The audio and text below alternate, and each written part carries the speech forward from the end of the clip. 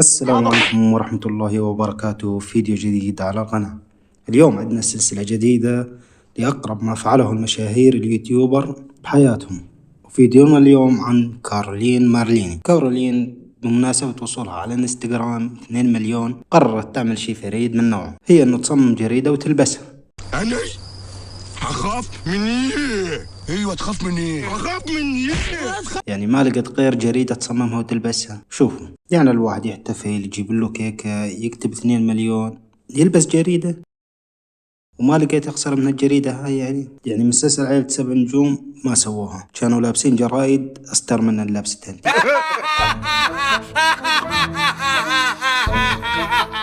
أو ما نعرف، يمكن بالشتاء الجاي تصير الجريدة هي ديكور وموضة جديدة نقدر نلبسها ونطلع بيها عادي، المطر ما يأثر بيها.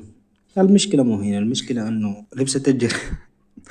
لبست الجريدة من هين، ومن المليونين نزلت على 1,900,000 متابع. خسرت 100,000 متابع بس لأنها لبست الجريدة. طيب عجل لو أنا ألبسها. كل اللي عندي 68 متابع، هذا ألبس الجريدة يصير عندي 0 متابع، ويوتيوب زاد يسكر للقناة خالص. يعني الواحد يسوي له احتفالية بسيطة، يكتب وصلنا 2 مليون، يطلع يتشكر الناس، يطلع يلبس جريدة. ايه، لا اعتراض على حكمك يا رب. والمهم هي نكون وصلنا لنهاية الفيديو بس دقيقة. اولا الفيديو مش طويل لانه الانترنت ضعيف، وما اقدر اطول الفيديو اكثر من جدا لانه الهاتف راح يطق المعالج من المونتاج. وثانيا بفيديو جاي عن الاخوث هذا اللي مفكر حاله شي شغلة، اللي يعتفوا جاي له مقطع جديد، استنونا بالمقطع الجاي. اشترك وحط لايك، ولا تنسى تكتب لي تعليق اذا اشتركت، لانه القناة لساتها جديدة واريد اشوف كل شي واحد يشترك يكتب لي تعليق مشان احفظه واثبته عندي.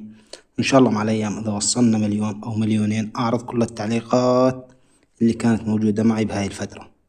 والسلام عليكم ورحمة الله، نلقاكم في فيديو جديد والى اللقاء.